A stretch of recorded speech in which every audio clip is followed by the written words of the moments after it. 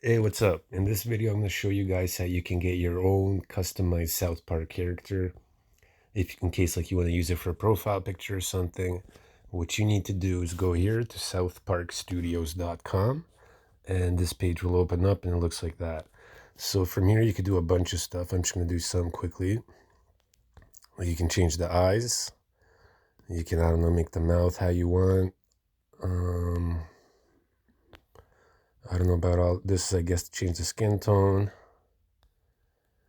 And you can put a hat on, his little tinfoil hat if you want. You can have him holding a phone.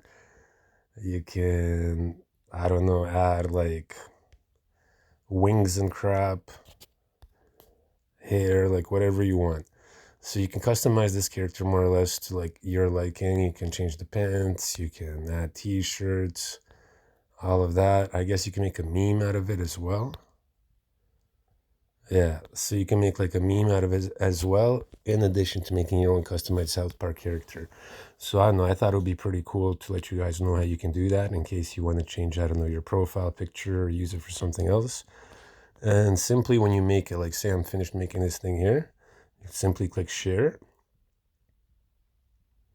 and wait for it to do that.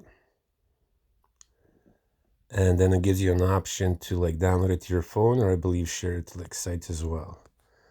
Yeah, so you can tap and hold to download and it will download it. You can email it, put it on Twitter.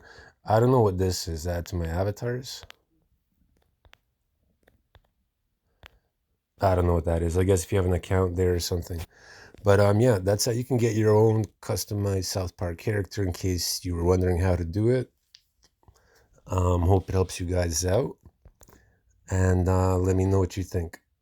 I'll see you guys in the next video. Make sure to subscribe for more videos like this. All right, peace.